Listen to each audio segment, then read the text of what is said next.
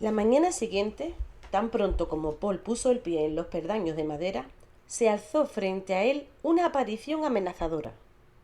Una mole en camisa de hilo y cofia blanca le cerraba el paso. Era la iracunda esposa del mercero que le alquilaba una habitación. ¿Tengo yo acaso un hospital de pobres?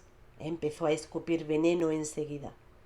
La renta está vencida hace días. Tranquilizaos, mi buena señora mercera. Paul intentó quitársela de encima con buenas palabras. Dentro de un par de días. Ni aunque fuese el Espíritu Santo, yo no doy posada de barde a nadie. Amplió innecesariamente el comentario la codiciosa. Es provisional, explicó Paul sin perder el tono amable. Es solo que ando apuradillo. Pues andá en buena hora con los paralíticos del hospital, si estáis en la miseria. ¿De qué íbamos a vivir yo y mi marido, que está enfermo, si no? Silencio, mujer, rugió de repente Paul. Era un juego habitual. Había que pararle los pies o seguiría gruñendo hasta que se cayese la casa. Y de todos modos, la renta que me cobráis es usura y nada más. Vivo en esta casa como un marrano y pago como un príncipe. Debería rebajaros el alquiler a la mitad. ¿Qué digo a la mitad? A la cuarta parte, y aún sería demasiado. Eso es, como un marrano, gritó a su vez la casera.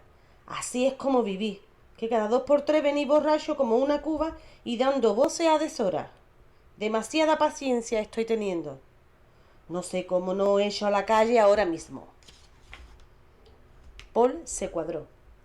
Podéis estar contenta, que tenéis el honor de que una autoridad se digne habitar en esta mísera cuadra. No me hagáis reír, replicó la mercera. Cualquier ladrón de gallinas me honraría más que vos.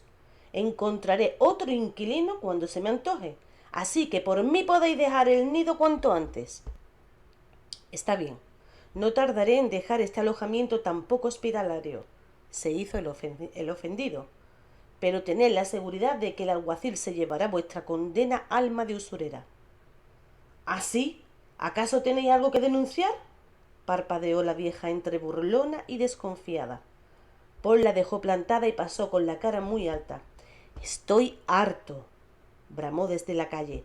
Hay que dejar de una vez por todas este agujero. Wiltrud andaba pensativa por la murgase. Una vez más, el día anterior su padre había sufrido convulsiones por su mal y de tanto beber vino agrio.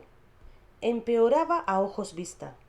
Ella acababa de recoger un brazado de hierbas olorosas y flores silvestres y se encaminaba hacia la iglesia cuando oyó un tenue zumbido a su espalda, cada vez más cerca.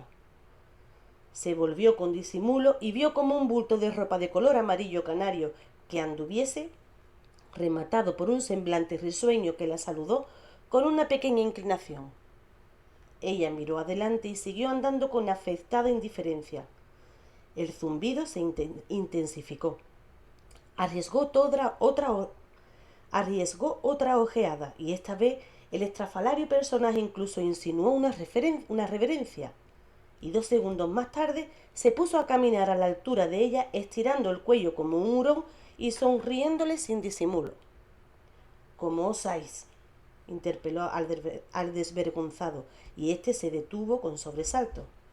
La sonrisa desapareció, pero no fue por la reprimenda.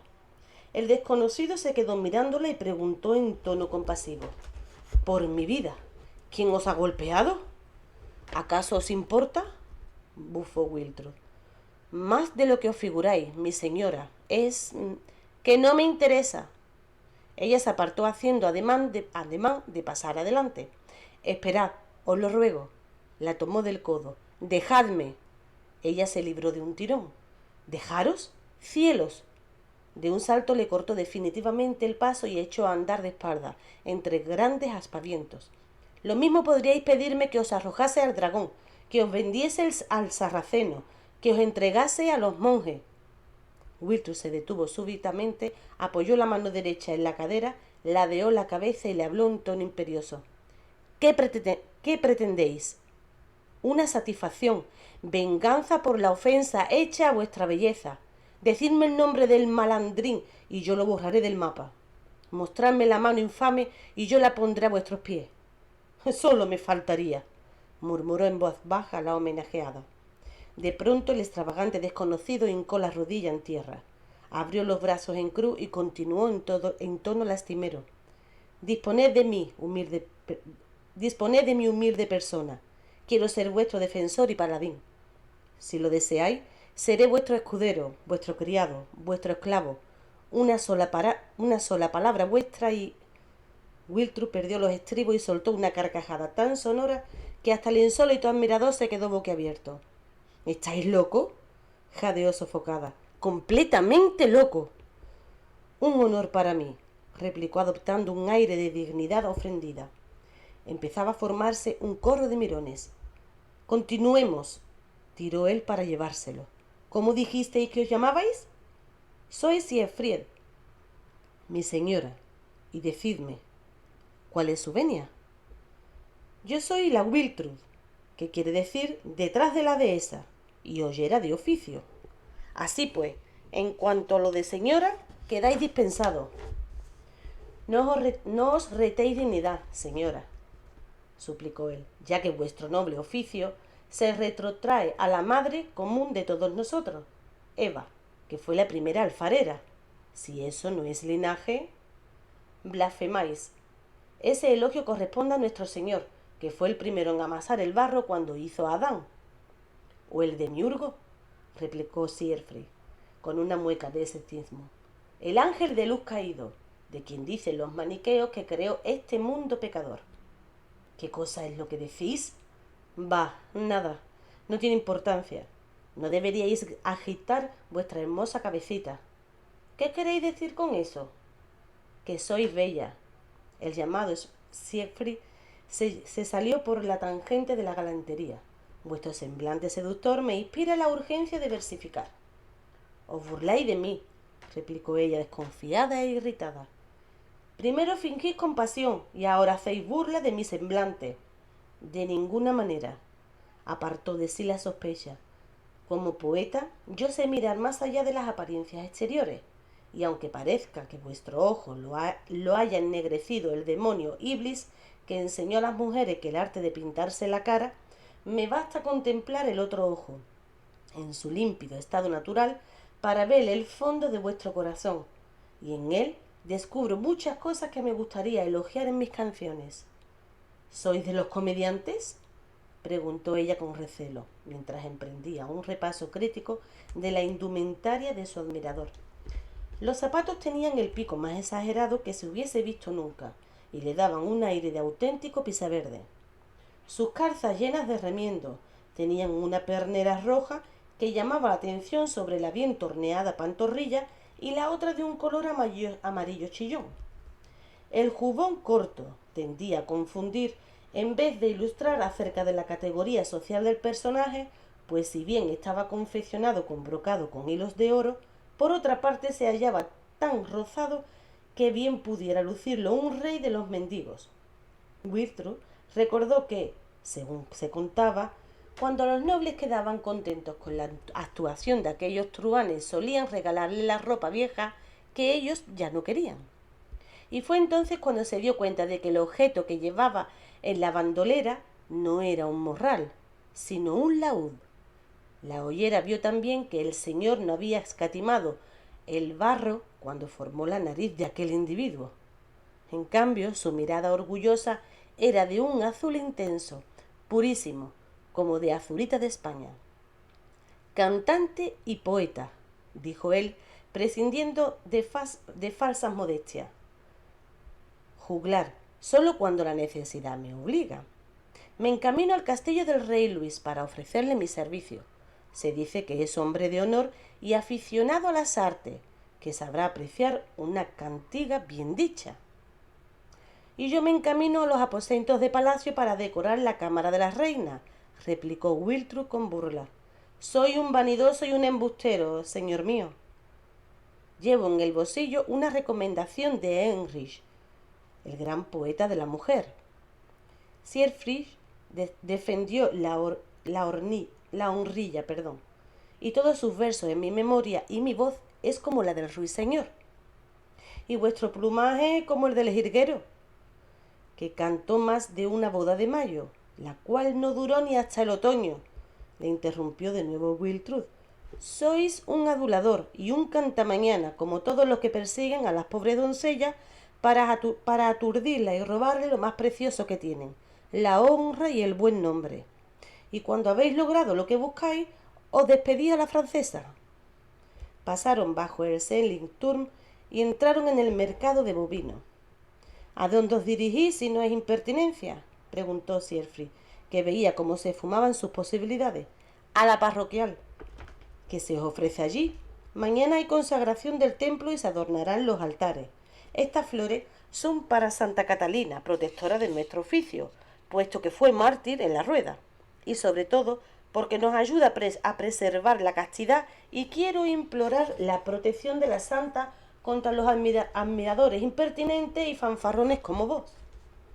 Permitidme al menos que os ofrezca una muestra de mi arte más sincero. Se quitó el laúd de la espalda, le cerró de nuevo el paso y empezó a recitar andando de espalda. Los ojos son los vigías del corazón, y por ello entra al corazón el amor. Basta de eso, déjame en paz. Y como exploradores salen a reconocer lo que el corazón anhela querer. No, aquí no, la gente, basta por favor, cuidado. Absorto en su declamación, el trovador tropezó de espalda con el trasero de una vaca que acababa de levantar el rabo, y no fue la sangre del dragón lo que empapó entonces al joven Siegfried. Queriendo mantener la compostura, al principio Wiltrud se tapó la boca con la mano, pero luego estalló en una carcajada cuyo ecos hicieron retemblar toda la plaza. El cantante no puso cara de contento precisamente, pero demostró cierta dignidad cuando se limitó a decir: me gusta vuestra risa, es magnífica, aunque vaya contra el decoro y me parezca que os alegráis un punto demasiado del daño ajeno. Las risotadas de los transeúntes los acompañaron hasta San Pedro. ¿Cuándo volveré a veros?, insistió Siegfried. Nunca, contestó ella, algo asombrada por tanta perseverancia. Pero... nada, no os toméis la molestia. Os habéis adueñado de mi corazón. ¿Qué va? Dentro de un rato correréis detrás de otra saya, y a mí me aguarda ahora Santa Catalina. Más os valdría ponerle flores a Santa Wilgefortis. Ella lo miró con desconfianza y curiosidad. En la iglesuela de Neufar vi un curioso crucifijo con un salvador barbudo en túnica larga, explicó Siegfried. Pero una viejecita del lugar me contó que no era Jesucristo, sino la mártir Wilgefortis, que acosada por unos pretendientes paganos rezó a Dios para pedirle que la transformase de manera que no pudiera seguir gustando a ningún hombre del mundo. Y hete aquí que amaneció provista de una magnífica barba, insinuó una reverencia, se alejó andando de espaldas y agregó con una sonrisa burlona: si le rezáis, estoy seguro de que el Señor querrá haceros el mismo favor. Granuja, monstruo, al diablo con vos. Se indignó la ollera y entró en la casa de Dios barbotando toda clase de maldiciones. Oye, dijo Agnes, el ama de la cervecería, deberíamos casarnos. Fue un sábado por la mañana y la manera en que lo dijo le inspiró a Peter Bar algún presentimiento desagradable. Ella era varios años mayor que él, no muchos, pero muy superior en sentido práctico y decisión. ¿Sería esa la razón para proponer con toda franqueza el deberíamos casarnos, de tal modo que se le atragantó la cerveza rubia del desayuno? ¿O tenía que ver con la circunstancia de que últimamente frecuentaba la primera misa de la jornada en Santa María? Lo que él no podía saber era que aquel mismo día el predicador había recordado el fallecimiento de Juan, el doctor de la iglesia, al que por su buen discurso llamaban Crisóstomo, que quiere decir boca de oro, y había citado algunas de sus palabras. Eran las que fustigaban a la mujer como mal necesario y peligro doméstico, y como un error de la naturaleza por más que se le pintase de bellos colores. que sus bellos cuerpos eran sepulcros blanqueados por fuera y llenos de inmundicia por dentro. De los que se dejaban seducir por sus encantos, se mofaba Picos de Oro en estos términos: cuando ves un pañuelo sucio, un trapo empapado de moco y saliva, no los recogerías ni con las puntas de los dedos. Y sin embargo, necio, tiemblas de deseo cuando ves un cuerpo repleto de esas mismas sustancias. El sabio consejero era este: es mejor no casarse. Sin embargo, Agnes era aficionada a hacer precisamente lo que no se esperaba de ella. En efecto, después de la temprana muerte de su esposo, el ama de la cervecería demostró que no le importaba un bledo las murmuraciones de la gente. Para Peter era un recuerdo grato el del día. Hacía de hecho poco más de un año que ella lo llevó por primera vez a su cámara y le enseñó todas aquellas cosas que los clérigos también disfrutan, pero que censuran en los demás llamándola concupiscencia y lujuria de la mujer. Entonces le había parecido hermosa y deseable. E incluso ahora, mientras ella hablaba de casamiento, no pensó hallarse atrapado en un lazo diabólico. No podemos seguir así, Peter. Va siendo hora de aclarar las cosas. ¿Te has cansado de mí? Desconfió él. Claro que no, tonto, en absoluto, le tomó de la mano. Eso es lo que necesito saber, en qué punto estamos. ¿Qué quiere decir con eso? Pues mira, en cuanto dentro de unos años te guste más una cara bonita o un cuello esbelto que mis primeras arrugas, para mí sería demasiado tarde. Pienso también en los pequeños y además, le sonrió con afecto, también me gustaría tener un hijo tuyo. Todavía estoy a tiempo. ¿Un hijo? Balbuceó Peter. La cuchara de sémola quedó a medio camino entre el plato y su boca. Supuse que te gustaría. Sí, claro. Pero es que me viene tan de... Y también he de pensar en el porvenir de la casa, continuó ella, enfriando notablemente el tono de la argumentación. Necesito contar con un hombre en quien pueda confiar, y además estoy harta de que la gente murmure sobre mí. ¿Me viene tan de sopetón? Completó Peter la frase interrumpida, lleno de asombro todavía. No digas eso, has tenido tiempo sobrado para pensarlo, se defendió Agnes. En realidad te correspondía a ti esa proposición. Sí, desde luego, siguió asintiendo Peter dócilmente, pero con el pensamiento en otra parte. Siempre supo que la decisión se le plantearía tarde o temprano, pero la había aplazado una y otra vez con el Papa la cuestión lo no resuelta de la pobreza. Paseó una mirada casi melancólica por los cabellos color castaño que no ocultaba en la intimidad. Cuánto le gustaban aquellos reflejos rojizos y aunque ojos entre verdes y pardos, cuya mirada en aquellos momentos no se sentía capaz de afrontar. Todavía era turbadoramente hermosa. Sintió germinar de nuevo el deseo, pero sabiendo que en adelante sería preciso pagar un precio más alto. Piénsalo. Hablo en serio, concluyó Agnes, como corroborando los pensamientos de él. Es un asunto demasiado grave, hija mía, como para dejarlo a tu decisión. Era la opinión del auxiliar sobre el matrimonio honesto, cosa de hombres en una palabra. En realidad, Wiltrud solicitó hablar con el párroco para consultarle si era pecado el oponerse a la voluntad del padre de una. Pero el cura estaba enfermo y por eso no tuvo más remedio que confiarse al coadjutor, ascética columna de santidad.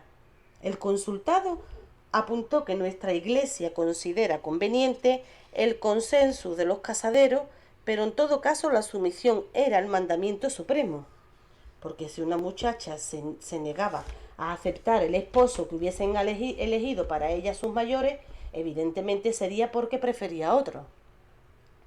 Si ese amor sin duda no sería la caritas en el sentido de amor desinteresado al prójimo, sino el eros, que quiere decir lujuria y predominio de los instintos, y por consiguiente es pecado mortal.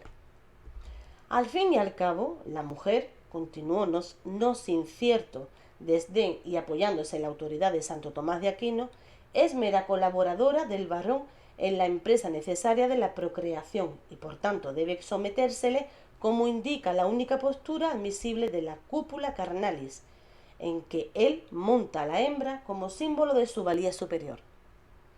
Y como la figura humana del hijo deriva de la simiente del padre exclusivamente, el hijo y también la hija deben amar al padre por encima de todas las cosas.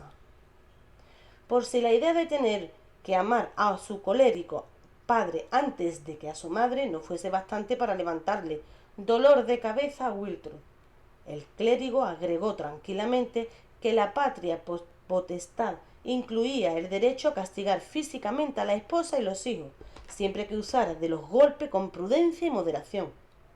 Por el ojo de la penitente, que lucía en aquellos momentos todos los colores del arco iris, se echaba a ver su desobediencia, y el cura elogió la tierna previsión del padre cuando procuraba evitar los daños que pudieran sobrevenir a consecuencia de la desaforada idea de mandar por las calles buscando el novio de sus preferencias, error al que había respondido ya Salomón en su Cantar de los Cantares. Los centinelas me encontraron, los que hacen la ronda de la ciudad, me golpearon, me hirieron, me arrancaron el velo. Tenía los ojos de un azul fresco y Wiltrud se acordó del juglar, pero estos eran fríos como el granizo. Deseó salir de allí dando voces, pero sentía al mismo tiempo como un afán de justificarse y reveló que había pensado recluirse de por vida bajo voto de castidad.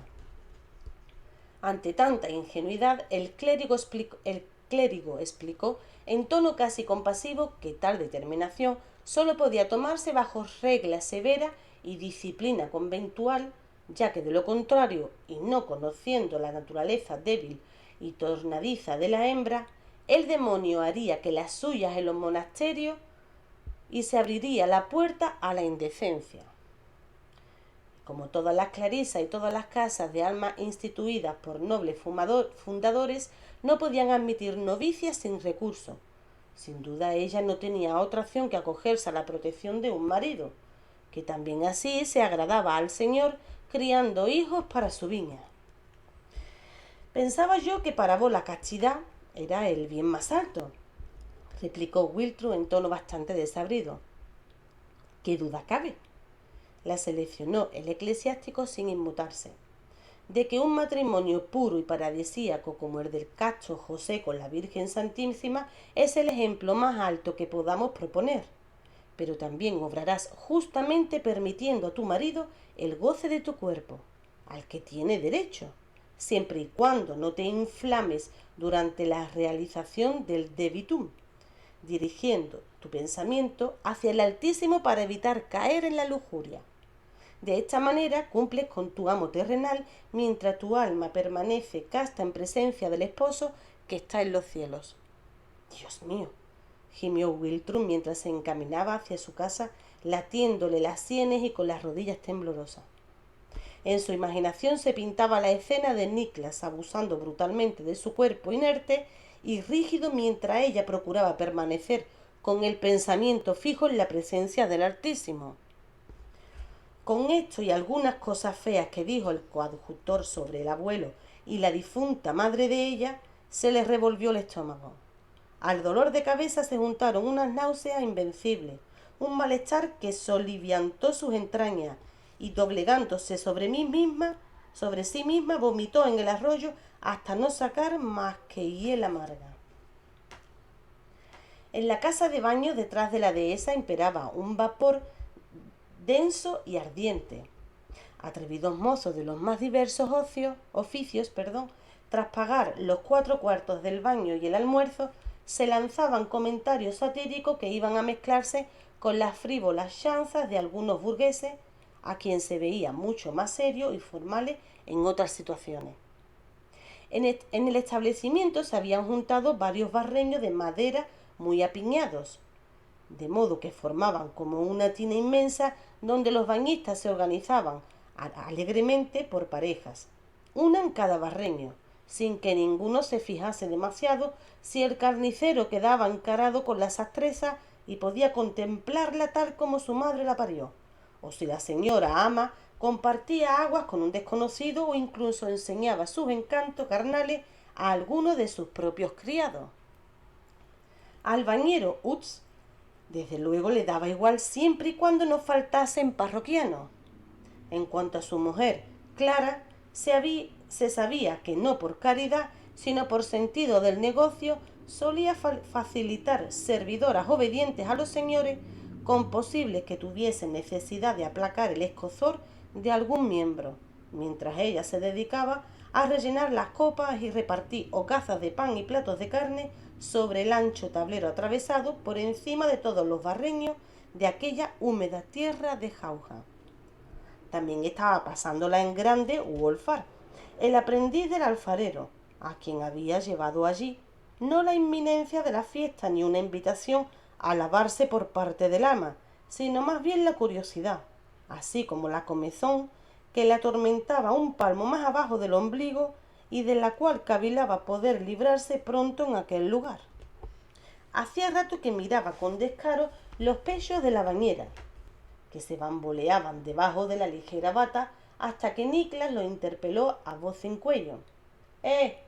Barbilampiño, vuelve los ojos hacia Elsa, la cachonda, si tan necesitado está. La palanganera sobrellevaba el grosero mote como el más glorioso nom de guerre. En aquel momento declaró sin más rodeo, mientras despiojaba el cuero cabelludo de la mujer del panadero, que estaba dispuesta a conceder cualquier clase de indulgencia, incluso plenaria, siempre que se le pagase la bula. Encendido como una manzana del paraíso, Wolfar deseó partirle el labio al lenguaraz. Estaba en un grave conflicto. En las horas nocturnas le atormentaban los sueños húmedos, y durante el día los demonios de la lujuria se apoderaban de su mente, que alucinaba íncubos y encantos femeninos imaginarios. Si al principio había adorado más bien platónicamente a su ama, pese al carácter desabrido de ésta y porque lo defendía frente a las rabietas del viejo Arnold, transcurrido algún tiempo aprendió a mirarla con buenos ojos. Y en sus sueños más atrevidos cavilaba que algún día ella le hiciese caso y de esta manera convertirse en dueño de una real hembra, así como del taller entero. Pero todas las veces que tuvo esa ocurrencia, una bofetada lo devolvía instantáneamente a la realidad. Una realidad en la que ni siquiera había concluido su aprendizaje y su situación no dejaba de ser la de un criado. Niklas, el hijo del vecino que últimamente rondaba a su ama, le parecía un rival temible, pero al mismo tiempo lo admiraba por ser de los que cuando querían algo iban y lo tomaban. Wolfar celebraba que desde hacía algún tiempo Niklas y los demás muchachos lo admitiesen en sus correrías, aunque las más de las veces apostado como centinela y sin dejarle participar. Aunque era emocionante y en una ocasión incluso se halló a punto de mojar, solo que fracasó por inexperiencia, porque estaba demasiado excitado. Wolfar esperaba con impaciencia una nueva oportunidad e importunaba a los demás con sus súplicas. Aquí no, palurdo, les reprendió el criado del tonelero, a continuación de lo cual se volvió hacia Seibol, el hijo del tejedor. Poco hemos de verte en adelante. Ya se está tejiendo el ronzal para ti, y no de lana que digamos. Y bien empleado que le estará, opinó el criado de la bolsera. Envidia, eso es lo que hay, replicó riendo el novio, porque a ti te han dado calabaza, y que no crea nadie aquí que Seibol va a convertirse en un perrillo fardero. Bien dicho, lo alabó Niklas. Demuestra desde el primer momento que el martillo manda sobre el uso de hilar, y que se mantenga firme la herramienta. Y a ti que tanto hablas, ¿cómo te va?, desafió al bocazas el benjamín del concejal Kuchel. Todo de perlas, se vanaglorió Niklas. Antes de terminar el año estará labrada esa parcela. ¡Ay! Siempre que no se congele la tierra mientras tanto, ironizó Seibol. Un tanto alborotadores estos mozos, criticó Peter. contrariado porque Paul lo hubiese llevado a aquella casa de baños cuando tenían otras muchas cerca de donde vivían. No para mí, replicó Paul, y así se le escapó que acababa de mudarse a la posada del Caballito detrás de la dehesa. De ahí al río. Peter estaba disgustado y no daba el brazo a torcer. No tiene importancia, me hacía falta un cambio. Peter no supo si su amigo se refería al trabajo o a la pernocta, porque en aquel momento se abrió la puerta del establecimiento y entró la tropilla de los comediantes. «La pelirroja acaba aquí», ofreció el viejo tejedor, enseñando jubiloso el único diente carcomido que le quedaba. Ups dejó de echar agua caliente sobre una espalda atormentada por el reuma, juntó un par de barreños más y mandó a las criadas a por agua, mientras los comediantes se quitaban las ropas sin el menor reparo. Friedlieb llenó una de las tinajas personalmente, pero luego, con gran decepción del tejedor, metió la pelirroja consigo, entre las piernas, derramando torrentes de agua que rebosaba. Heinwackel traía su flauta y Baltasar su cornetín. Los bañistas pidieron letrillas satíricas y pareados picantes. Todos reían y bromeaban, chapoteaban en el agua y se chupaban los dedos. Apenas era de creer que se pudiera estar más a gusto en el seno de Abraham. Niklas sonreía, fanfarrón como siempre, y contemplaba sin disimulo a la comedianta joven, que fingía no darse cuenta de sus pretensiones. «Eso sí que es una mujer», exclamó él sin quitarle ojo. «Con esos cabellos negros, ese fuego en la mirada, la vi ayer cuando bailaba en la plaza», y chasqueó la lengua. «¿Te has vuelto loco? A ver si será hija de este oso». Sable prefería las aventuras sin riesgo. «¿Qué va?», lo tranquilizó Niklas. «Es una de esas salvajes de los de Sara, sarraceno o como se llamen.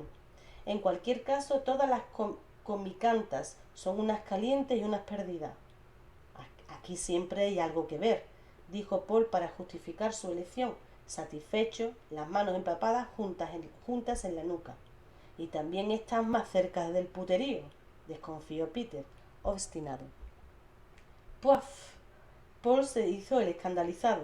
«Ideas así solo se les ocurren a un granuja salido como tú. Mira». Sonrió al mismo tiempo que despabilaba con un empujón al aguafiesta. «¿Podrías pedirle a la señora Ollera que te enseñase a poner las manos en la masa?» Lo dijo porque Wiltrud acababa de entrar, pero iba a lo suyo, sin fijarse en los bañistas. Buscaba al bañero porque éste sabía cómo calmar los ataques de gota de su padre, que gritaba otra vez como un becerro. «Bebe demasiado vino peleón y no tiene freno a la hora de llenarse la andorga», comentó el bañero, sin mostrarse demasiado conmovido, al tiempo que dejaba a un lado las tijeras de esquilar. Pero cuando se lo dice, él redobla copas y platos. Inténtalo con una mezcla de perejil y 4 partes de ruda. Todo eso lo fríes con cebo de cabrito y lo untas bien caliente sobre la parte dolorida. «Se subirá por las paredes», objetó Wiltrud atemorizada.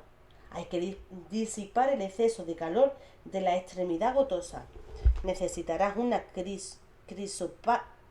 crisoprasa o un jaspe, que es la piedra más fría. Él no permite que se le acerque nadie y además no tengo piedras preciosas de esas. Entonces la única solución será echarle el remedio en el vino, puesto que de todas maneras no va a dejar de beberlo. Coge ramas de ciruelo silvestre y las quema. Añade a las cenizas clavos de especia en polvo y doble cantidad de canela. Lo mezclas todo con una cucharada de miel y se lo echas en la bebida. Mañana por la mañana después de la misa me pasaré por allí a echarle una ojeada». «Gracias, bañero. ¿Qué te debo?» «Deja, ya me pagaréis mañana». Al ver a la Ollera, Siegfried había mudado la canción para entonar una alabanza a las nobles damas, pero Wiltrud no dio muestras de haber reparado en él. De súbito una mano mojada se tendió hacia ella y la retuvo. «¿Se os saluda, señora vecina?», dijo burlonamente Niklas. «¿No queríais regalarnos al menos una sonrisa a mí y a estos amigos? Nadie le sonría a un diablo tan feo». replicó ella entre la algazara de los mozos. Era preciso que Niklas se atreviese algo más si no quería quedar en ridículo delante de sus admiradores. Salió del agua desnudo como estaba, y sin tomarse la molestia de taparse, la tomó por la cintura con grosero ademán. —¿Será un beso entonces? —¡Suéltame! —silbó Wiltrú furiosa, tratando de soltarse. La parroquia celebraba el indigno espectáculo, excepto dos de los presentes. —Molestáis a la dama con vuestra insistencia. Siegfried salió del barreño, ciñéndose la camisa y cuadrándose delante del gañán. —Molestáis a la dama con vuestra insistencia. Niklas hizo mofa de sus modales, sin soltar de la mano a Wiltrú. ¿Desde cuándo han de venir vagantes y truhanes para decirle a un ciudadano de aquí cómo debe comportarse? Esfúmate cuanto antes, saco de pulgas. Mi señor. Ningún tambor fue baqueteado con tal lluvia de golpes como la que recibió Siegfried de parte del señor antes de recibir uno en la sien que lo derribó de espalda al interior de la misma tina de donde salían en aquellos momentos Fridolin. Este se acercó a Niklas sin decir palabra, le dio un empujón en el pecho, aferró el borde del barreño con sus manazas y tiró de él sacándolo de la formación. Antes de que su agresivo adversario hubiese recobrado la compostura, el forzudo Fridolin levantó el barreño a pulso con el agua y los ocupantes y lo volcó todo contra su antagonista.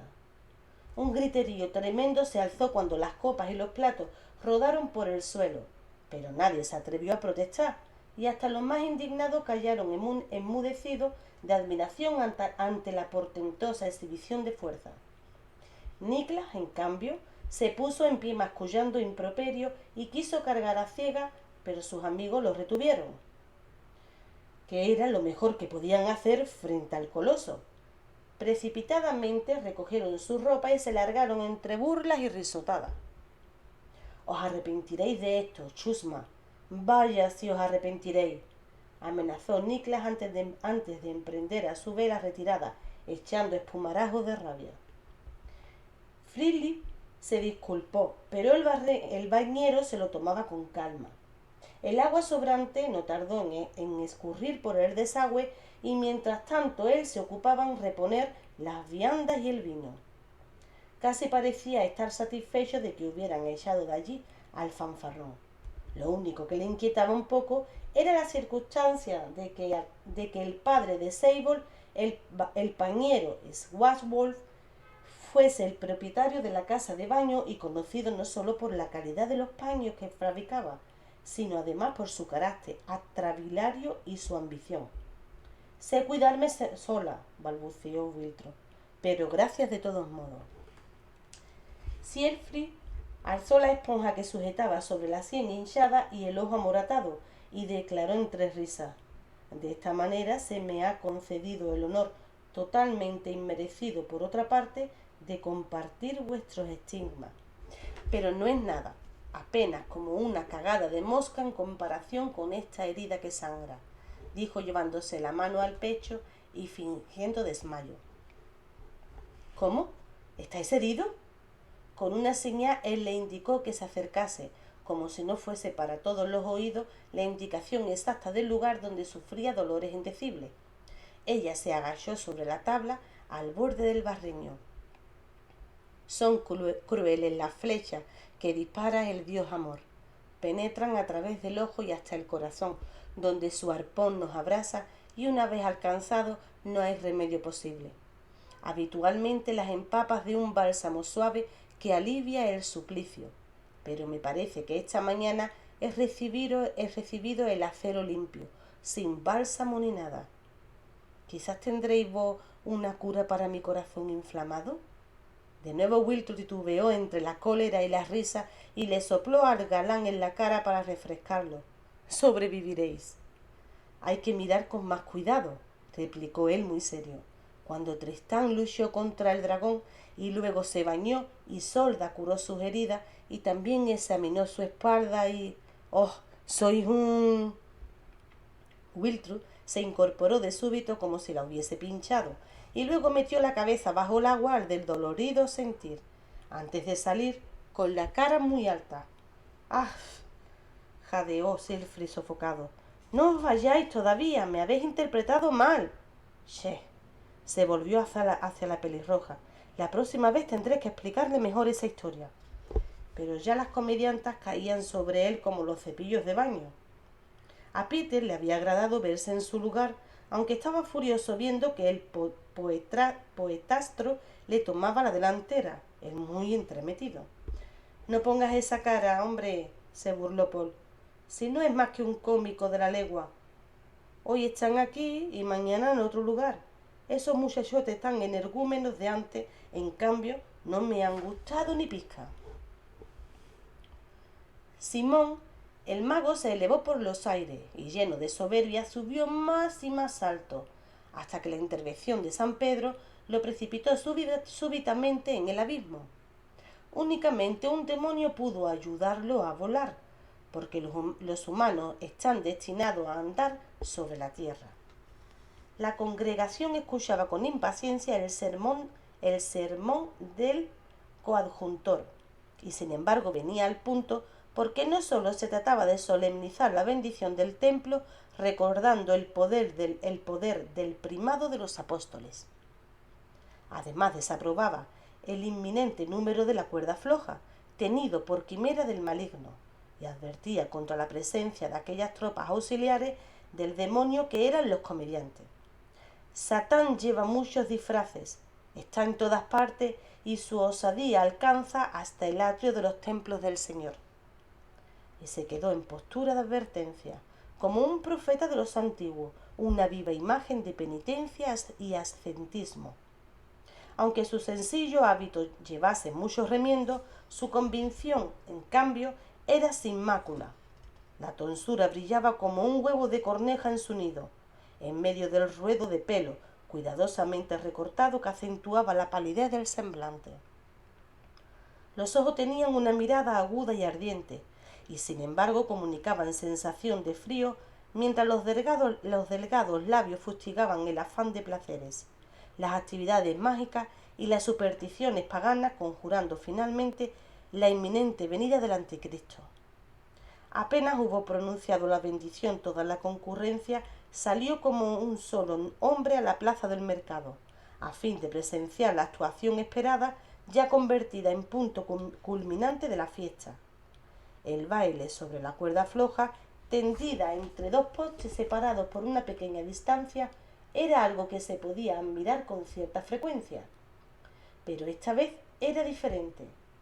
La maroma se hallaba tendida muy alta sobre las cabezas de los espectadores, de un lado a otro de la parte más estrecha de la plaza del mercado. Los comediantes, como no estaban admitidos al sacramento, habían aprovechado el rato de la misa para fijar su cuerda. Las autoridades ocupaban los mejores lugares en el balcón del ayuntamiento. Otros ciudadanos importantes, aunque desprovistos de cargos oficiales, habían alquilado plazas en los balcones del Caballero Golier o en las galerías de las casas circunvecinas. La masa de la población se apretujaba y empujaba delante del ayuntamiento, tan densa que apenas se veía un palmo del suelo debajo de la maroma. Mismamente, como si el receloso cura acabase de predicar en el desierto. El alguacil se pavoneaba e intentaba abrirse calle con su vara, como si ésta fuese la vara de Moisés delante del Mar Rojo. Fue menester que salieran los guardias para que la multitud, aunque de mala gana y refunfuñando, consintieran dejar libre un pasillo. Dos hábiles buhoneros ventearon el negocio de su vida y quisieron desplegar el contenido de sus macutos pese a la prohibición, pero fueron abucheados y rodeados por la multitud, y apenas consiguieron salvar sus pertenencias antes de poner pies en polvorosa. Lo que sí se vendió, y mucho, fueron las rosquillas y otras golosinas de confección casera que se ofrecían en los portales de las casas. Por fin empezó a sonar la música y la cómica joven se descoyuntó en una fogosa tarantela que concluyó con una pirueta graciosa. La mano apuntando hacia arriba, donde aguardaba el alegre Heinwackel de pie sobre una cornisa. Los más impacientes gritaban ya: «¡Venga, arriba, a pasar la cuerda!». Pero aún no era llegado el momento. Hein se apoderó de unos zancos que tenía a su lado y trepó con agilidad sobre los apoyos. Riendo, se despegó de la pared y dio una breve vuelta que no cosechó mucho aplauso. Entonces él se apeó, dio la vuelta a los zancos y se encaramó de nuevo. Esta vez los apoyos para los pies quedaban mucho más altos. Con unas correas se ató los zancos a los muslos. De esa manera caminaba con las manos libres, pero la cosa tenía su riesgo y su dificultad. Se ató una bolsa al cinto y se hizo entregar un ramo de rosas silvestres, después de lo cual cruzó hacia la casa de enfrente. ¿Y qué aires le daba? Parecía un príncipe mirando condescendiente a su pueblo. Elegía a las más bellas de entre las damas y le arrojaba una rosa a cada una. Y como todas querían ser de las más bellas, se armó el tumulto y el equilibrio de su zanco se vio muy comprometido. La multitud empezaba a animarse. Cuando emprendió el camino de retorno y echó mano a la bolsa para repartir caramelos y golosinas, entre la gente se los metió a todos en el bolsillo.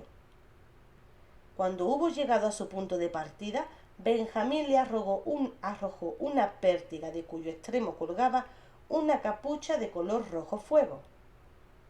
Hein la recogió con elegancia y la esgrimió a modo de cetro de rey de carnaval, mientras echaba a andar de nuevo sobre su zanco. Pero no era mero juego, porque ni siquiera con la pértiga levantada lograba ni con mucho alcanzar la cuerda tendida. Manera sutil de demostrarle a los espectadores la peligrosidad del siguiente ejercicio. De pronto la multitud rompió a reír y algunas risas se convirtieron en chillidos de pura delicia. De la ventana de un desván saltó la mona y empezó a correr la cuerda floja colgada de las manos y en pos de su amo que caminaba sobre su zanco. El animal hacía acrobacias en la cuerda y Hein fingió querer ahuyentarlo con su pértiga. Pero el hábil simio se colgó de los pies y de la cola e intentó apoderarse a su vez del palo, hasta que, ¡zas!, le quitó la capucha y quiso ponérsela, aunque no lo consiguió y finalmente se la ató al cuello como si fuese una bufanda. Hecho esto, regresó hacia la ventana entre las ovaciones de la multitud. Hein y la mona se aplaudieron mutuamente y el entusiasmado público a ambos. Así eran los números que gustaban al público. Heinwackel se volvió sobre su zanco, saludó a todas partes y esbozó una inclinación. ¡Santo cielo! ¡Horror! El acróbata empezó a escorar, a tambalearse, hizo aspavientos con los brazos y cayó de frente. Y antes de darse el gran batacazo en el suelo, saltó astutamente de los zancos, cuyas correas había soltado antes con disimulo, a los poderosos brazos del forzudo Friedrich. Así encaramado, se incorporó y arrojó besos al aire en todas direcciones, entre el frenesí de la parroquia. Mientras Hein se encaminaba hacia la casa a paso de baile y haciendo mil reverencias y cucamonas, Friedrich forzó la voz y recabó atención arrastrando las palabras: «Respetable público». Se disponía a anunciar lo prodigioso, lo nunca visto, el mayor espectáculo del mundo, no sin agradecer al excelentísimo ayuntamiento los generosos permisos que hicieron posible aquel espectáculo mirabil. Aunque no era la primera vez, porque Heinwackel anduvo ya entre las torres de la ciudad eterna y... Instantes después asomó por la ventana el príncipe de la cuerda floja y saludó con una reverencia a la muchedumbre que le aplaudía y le lanzaba gritos de ánimo. Sujetándose en el marco, saltó con elegancia al alféizar e hizo varias flexiones antes de indicar mediante una señal que estaba preparado. Friedrich se apostó de espalda contra la pared de la casa. debajo de la ventana, y Benjamín se le subió a los hombros. Baltasar acercó una pértiga larguísima y se la pasó a Benjamín, que fue elevándola trozo por trozo hasta que Hein, asomándose al vacío, pudo hacerse con ella. Siguió izándola hasta la mitad y entonces la colocó ante sí horizontalmente y permaneció unos instantes inmóvil, en profunda concentración. Los comediantes pidieron silencio. La pelirroja tocó un redoble de tamboril y el artista adelantó el pie sobre la cuerda, la punta nada más al principio, tanteando la maroma, luego la planta, ensayándola, probando la elasticidad. Poco a poco fue cargando el peso hacia adelante, adelantó el otro pie, lo colocó delante del primero y se halló caminando sobre la cuerda a una altura vertiginosa. Se hizo tal silencio que se habría oído el vuelo de una mosca y el bocaza que momentos antes aseguraba que con una barra de equilibrio el número no tenía ningún mérito, cayó cuando varios de los circunstantes agitaron los puños delante de su nariz. Hein Watzke avanzaba despacio, midiendo el paso, pero con seguridad y un pie delante del otro, hacia el centro de la cuerda. Había lijado las suelas de cuero de sus zapatillas para darle una buena adherencia. Cuando la cuerda amenazaba con ponerse a oscilar, la frenaba flexionando un poco las rodillas. Entonces parecía que le temblaban las piernas y se abría a un lado y a otro, pero a Hein Watzke no se le despintaba la sonrisa. Casi parecía que lo hiciese intencionadamente. Después bajó la cabeza, levantó la barra y se la echó a la nuca, abriendo las manos con cuidado hasta quedar con los brazos en cruz, y entonces soltó la barra. Fue el delirio. La multitud prorrumpió en una ovación ensordecedora y cientos de brazos se extendieron al tibio sol de otoño, al tiempo que ondeaban pañuelos de todos los colores. El artista miró hacia abajo sonriendo y luego agitó los dedos en leve saludo. Parecía como si para él todo resultase fácil y se quedó con los corazones de todas las damas. Pero Hein Watzke no estaba en aquellos momentos para hacer caso de miradas lánguidas. Alzándose poco a poco, continuó su movedizo camino hasta el final. Poco antes de llegar a donde el alero del tejado le arrojó la barra de equilibrio a Friedrich, que se había encaramado. Anduvo audazmente los últimos pasos sin ayuda de ninguna clase y por fin ganó suelo estable de un salto. El público enfebreció, exigía más, y Hein estaba dispuesto a dárselo. Tras reclamar silencio, pidió su pañoleta a una de las damas. De entre las numerosas ofertas, Baltasar eligió una, no sin mucha pantomima y circunstancia. Envolvió con ella una piedra y se la arrojó al encantador que bailaba con impaciencia en el alero. Este la desató, olfateó con delicia la seda y fingió caerse arrobado de su percha, a lo que muchos, y no solo las mujeres, prorrumpieron en gritos de espanto. ¿Qué se proponía el burlón? Lo que no era posible, pero sí, era para no creerlo, aunque lo estuvieran viendo. Con un magnífico gesto, el acróbata se vendó los ojos, como la pértiga de manos de Friedrich, y empezó a pasar la cuerda floja andando de espaldas, por todos los santos. Los cómicos pidieron silencio, pero la multitud seguía agitada por un sordo murmullo. Por muchas que fuesen las ganas de ver el espectáculo, semejante audacia no era un desafío al destino, una blasfemia en cuanto abusaba de la paciencia divina, aunque si lo hizo en Roma también. Hein Watzke quedó a solos con su pértiga y siguió cruzando la maroma, que se le antojaba a muchos espectadores más traicionera que el rabo del demonio. El escepticismo había desaparecido de todos los rostros, reemplazado por una dolorosa angustia e incluso miedo. Los semblantes sudorosos tenían una expresión de malestar, y los que estaban debajo de la cuerda se hicieron involuntariamente atrás. Las uñas se clavaban en las palmas de las manos, mientras en la plaza del mercado desaparecía el sol detrás de unos nubarrones grises. Sin embargo, Heinz Watzke siguió erguido y caminando impertérrito, hasta que llegó casi a la mitad. La fiebre se apoderó de la muchedumbre. —¿Lo va a conseguir? —Sí, señor, ayúdale. Está más allá de la mitad. —¿Qué tío? De pronto un griterío bestial estremeció toda la plaza del mercado. Una conmoción se propagó entre las filas del público, que miraba a todas partes con angustia. En cualquier momento podía declararse el pánico. —¡Gatos! —gritó uno. —No son más que gatos. Corrió la voz, seguida de carcajadas liberadoras. El gentío abrió calle dando paso a las bestias enfurecidas. Los pobres animales estaban frenéticos. Algún energúmeno les había atado estopa y paja al rabo y les había prendido fuego. Por suerte, algunos vecinos le echaron capas y capuchas y apagaron las llamas, no tanto por salvar a los gatos como para evitar que se propagase un incendio. Apenas terminado el incidente, un nuevo estremecimiento de espanto se apoderó de los espectadores. Heinz Watzke se tambaleaba peligrosamente y esta vez nadie creyó en que el apuro fuese fingido. Sin duda el estrépito le hizo perder la concentración. Trataba de recobrar el equilibrio, pero no lo conseguía. Los que lo veían se quedaron sin aliento.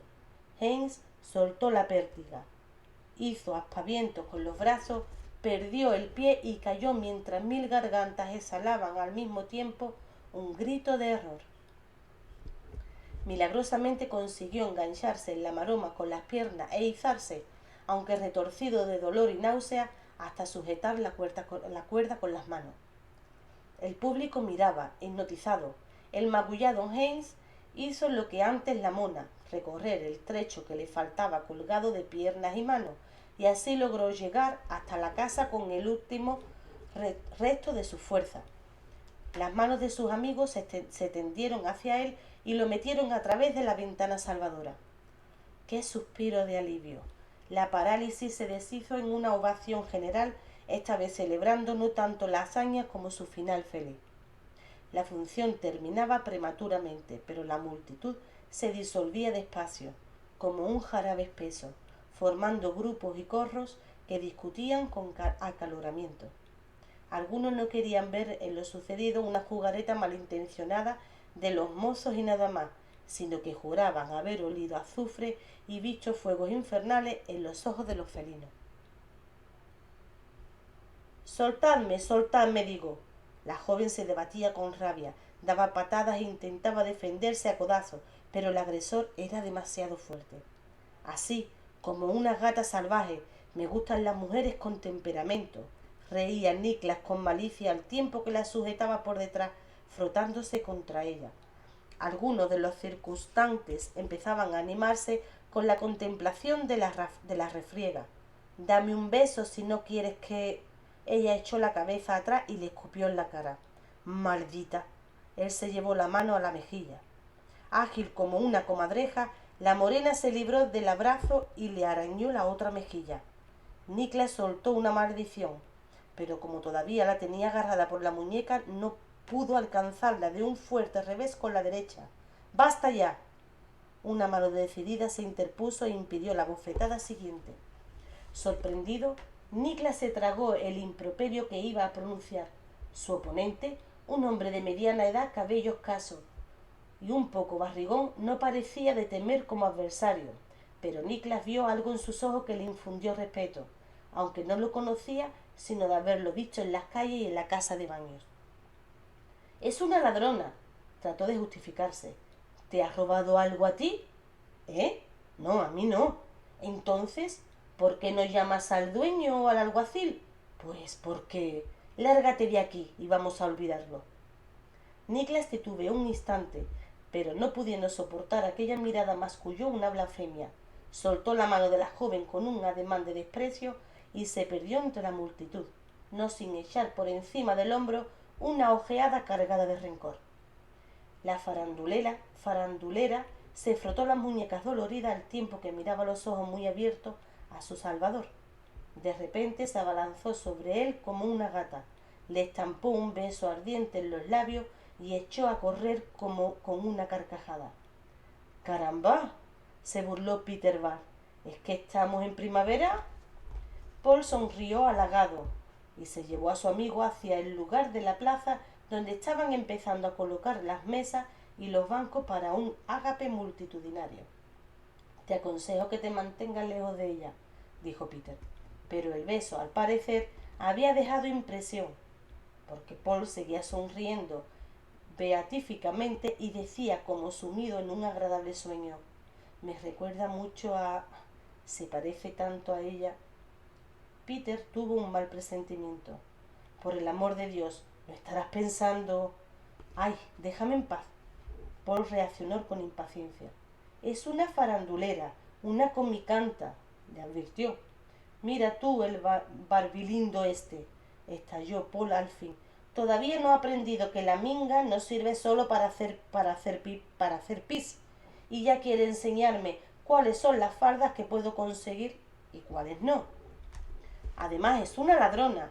Peter siguió hurgando sin hacerle caso. Tú y yo lo hemos visto con nuestros propios ojos y... Cállate ya, hipócrita, se revolvió Paul. La soga es feo collar para un cuello bonito, y si tanto te importa la justicia, recuerda que no hay cáñamo para tantos ladrones en jubón y sotana como roban al pueblo. ¿A qué viene tanto válido ahora? Peter se dio cuenta de que era mejor no insistir. Hacía horas que Wiltrú esperaba, y era la cuarta o quinta vez que salía al umbral creyendo que se acercaba alguien. Sin duda, el albeitar de la casa de baños prefirió acercarse a ver el gran espectáculo de la plaza del mercado que también a ella le hubiese gustado ver. Los hombres y sus promesas. Bah. Incluso lucía el vestido azul de la fiesta, como para seguir aburriéndose en casa. Basta. Un impulso incontenible la echó a la calle y anduvo casi corriendo todo el callejón detrás de la dehesa. Aún no enfilaba la Sennliger cuando oyó el alboroto de los que banqueteaban sentados en la plaza. En los alrededores de San Pedro no cabía ni un alfiler, e incluso en la plaza de la iglesia bailaban las parejas y corría el vino a raudales. Mientras daban cuenta del vino y de los pasteles, todos comentaban cómo la de la guadaña anduvo cerca de la maroma en aquella jornada. Wiltrú se tropezó con Margaret y se hizo contar la temeraria aventura del acróbata. La tarde también se anunciaba movida.